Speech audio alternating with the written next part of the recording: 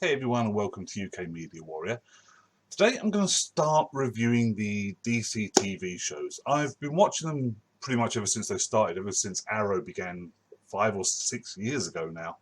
But I've never done reviews for them. And obviously the new seasons of all of the 4 DC shows have started, so I thought, well, why the hell not? You know, I'm doing reviews for Discovery. Why not get in on this one? Because I enjoy them all to more or less degrees. So I figured, what the hell? Just put my opinion out there about them. Why the hell not?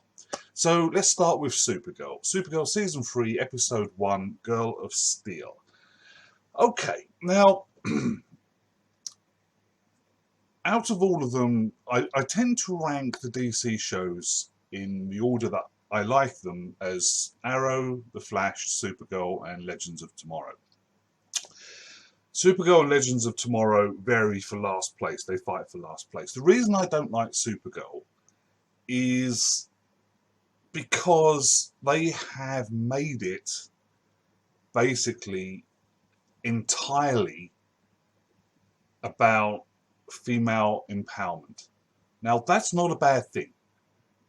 Female empowerment, I'm all in favour of.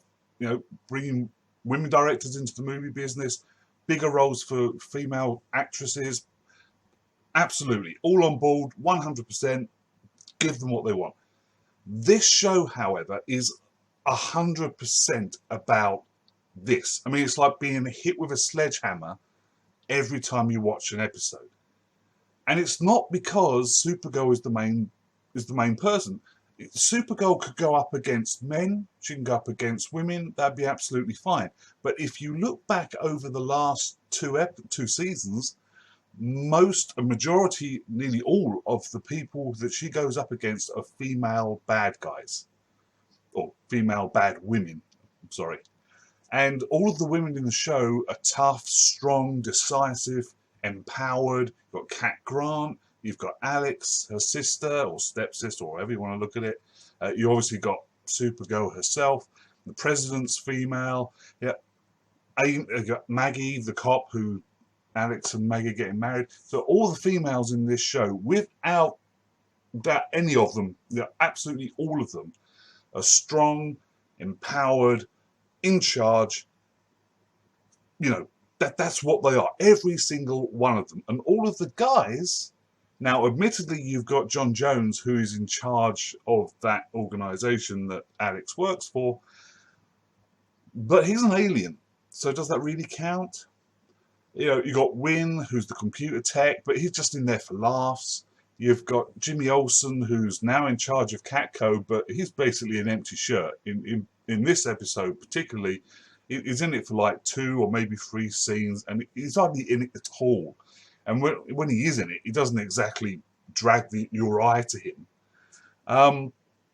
So all of the men in Supergirl are either low-powered, not important, or in there for the laughs. So that's why I don't like this show as much. Now, I admit up front, I've never read any of the Supergirl comics. This could be 100% perfectly in line with the Supergirl comics. I have no idea. But coming into this totally fresh, not knowing Supergirl's character at all, or any of the origins, or any of that stuff about her, just watching this show, that's how it comes across to me. And that's why I put it down the list of the 4 DC shows I like. Now, that said, production value is fantastic. The visuals, top-notch. The acting is incredible. The CGI is a little hit and miss, but then, to be honest, that can be true for nearly all of the DC shows. So, you know, the aspect of the Supergirl TV series is what I hate. I don't think they had to come in so hard, so solid, and so obvious about their intentions. But back to the Girl of Steel. It was nice to see the gang back. I love the family atmosphere that this series has. You know, all the characters, they're not just mates, they're not just friends, they really are a family. And that's lovely to see on screen. And as I say, the acting is fine, it's absolutely fantastic. The writing can be a little bit dodgy, but as I say, the production values are fine. and the actors do their jobs very well. And I like Melissa Benoist as Supergirl. She makes a brilliant Supergirl. She looks the part. She's a lovely looking woman. She's warm. She's tender. She's a fantastic character to centre in this show. So I've got no issues with that whatsoever. But in this episode, it's pretty much 90% of annoying, bratty Kara. And that is really trying. By the time we get to the end, where she seems to finally come around, and we see her smiling, you're like, I really just don't give a shit right now. Let's just get this episode over with, because I've had enough of this bitchy, bratty, annoying Kara, because her boyfriend, who she's lost 6 months ago, who she hasn't really even been in a relationship with very long, had to leave the planet or die. So, that is tough, and I get that. But it wasn't as if she was in a long-term relationship with him. It wasn't as if they were married. And it's been 6 months. So as all of the other characters, Jimmy, Alex, Wynn, John, as they all try and say to her, look, we've given you 6 months to grieve for Manel going.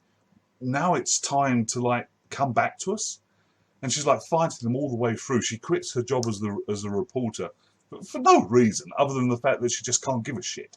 And to be honest, like I say, by the end of this episode, I was like, I just don't give a shit. I just want my old Kara back. Give me back the girl that I've seen in the last 2 seasons, please. Because I've had enough of this one. Now, whether that was their intention, whether that was the screenwriter's intention to put her across like this, I don't know. But I don't think they did the character any favours. I think they could have perhaps started like that. Perhaps the first third of the episode, but then with everybody, all of her friends trying to pull her out of this funk, she comes around quicker. But they decided not to go that route and just keep plugging away at the annoying Kara. So I personally feel that was a mistake. A new bad guy has come on the screen, Morgan Edge, played by Adrian Pasdar. You might remember him from Heroes. He was in Heroes. A great actor. I loved him in Heroes, and I think looking at this, he's got Morgan Edge down pretty well. He's chewing the scenery a bit in places, but that works. That works for this character, it seems. And it's nice to see him and Kara teeing off towards the end, and Lena Luthor and him obviously going at it, butting heads. So that's fun, and hopefully he will grow into a worthy opponent for Supergirl. We'll have to wait and see. Hopefully, as I started at the beginning saying that all of her foes up until this point have been powerful women, perhaps this is the season where we finally get a powerful man for her to fight who's actually worthy of it. We'll have to wait and see, but it's great opening for him. Loved him in this episode. Lena Luthor, fantastic. The lady who plays her, love her. That's fantastic as well. Started watching her when I saw her on King Arthur, the BBC TV show. She was great in that, and she's great in this, so that's fine. Cat Grant is back as the press secretary for the White House. Absolutely fantastic. I love those couple of little segments where you saw on the television in the press room. Sean Spicer, eat your heart out. This girl is how a press secretary handles the press in the White House. God, yeah, I actually wish she was the press secretary for Donald Trump, because she wouldn't be dealing with any of his shit. He should be up there at the podium saying, yeah, this guy is absolutely bonkers. He's out of his head. She would be giving it to you straight. So I love Cat Grant. That's absolutely fantastic. Now, the episode as a whole features basically about Morgan Edge, as we find out at the end, and his henchman Bloodsport. Bloodsport going around stealing all this equipment. They're trying to find out why. And it boils down to property. Morgan Edge is trying to get the waterfront district, which is supposedly a slum and not very nice place, not very nice area. He wants to knock it all down and build bigger apartments for the wealthy or something, going from what Lena says in that boardroom meeting. So that's pretty much what it boils down to. So he has his, as I say, his henchman, Bloodsport, stealing all this technology, which we find out is to make something invisible. Now, the gang all assume it's an airplane and they're going to drop a nuke or a bomb of some description on the waterfront district, where there is a ceremony to reveal a statue of Supergirl. Now, I will say the CGI they used for the statue of Supergirl was pretty lame. I don't quite understand why they just didn't build something. It couldn't have been that expensive. And they could have probably done it quick, on the cheap, and it would have still probably looked a hell of a lot better than the CGI of the statue of Supergirl. But one thing that confused me, they made a point at the board meeting of Lena and James Olsen, saying to Morgan Edge, the waterfront district's a dump. It needs renovating, it needs rejuvenating, yes, but it's not a very nice area. And yet, the people who are in charge of this city decide they want to honour Supergirl by putting a statue of her down in the waterfront district. It's like a backhanded compliment, isn't it? Yes, we're going to honour you by giving you a statue, but we're going to put it in one of the worst places we've got in the city right now. Don't read anything into that. So that was a bit weird. And also the submarine. I like the idea of the submarine, but the thing that confused me a little bit was they stole the tech to make the submarine invisible. Fine, so it wouldn't show up on radar or anything like that. What I don't understand is it would have still shown up on sonar, because sonar is all about sound, reflecting sound waves off of a solid object. And even if this submarine is invisible, it is still a huge metal solid object. This machine didn't make it, see-through or intangible. It was still there. It was still a solid metal submarine. So any sonar would have pinged back off it and they would have been able to tell it was there. Equally, as we see in here, Supergirl can hear a heartbeat underwater in a submarine and detect the submarine because of the heartbeats. Why couldn't she hear the cavitation of the submarine's propellers, which are 100 times louder and impossible to hide? No matter if the submarine itself is invisible, it's still cavitating the water behind it. That's just physics. She would have heard that a hell of a lot easier than she would have heard a heartbeat. And as she was on the lookout for something odd, hearing a submarine in the harbour would have been a little bit suspicious. But anyway, that was weird. Also, firing torpedoes at the harbour itself. Why didn't they just fire a missile? It's a huge submarine. You see on the top it's got hatches for missile tubes. Why not just fire a missile? Why fire 3 torpedoes which aren't as powerful? If you want to wipe it out, which is what they obviously wanted to do, fire a missile. But even if they did fire the torpedoes, which obviously we see them doing, it would have just blasted off chunks of rock. You wouldn't have got those weird, cracks appearing. It's not an earthquake. It's not going to shake the ground like that. You know what explosions are like. They have an immediate effect. Bang, they've destroyed a chunk of whatever. And that's it.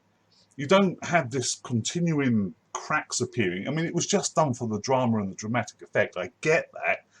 But it just felt a little bit weird to me. I mean, have the explosions, fine. Have chunks of the harbour, side of the harbour blowing up, fine. But these weird earth-shaking, earthquake things, no, it wouldn't have done that. And that was a little bit odd. We see a mother and her daughter. Now, I have no idea what is happening in here, because like I say, I don't know any of the comic back history of Supergirl. But we see a mother and her daughter at the waterfront when the attack takes place. Her daughter gets trapped under a girder. Mum suddenly finds the strength to lift it clear and save her daughter. And later on, at the very end of the episode, she's having dreams of Supergirl's mother on Krypton, who the mother suddenly turns into a zombie or something, which is a bit weird, and she wakes up screaming.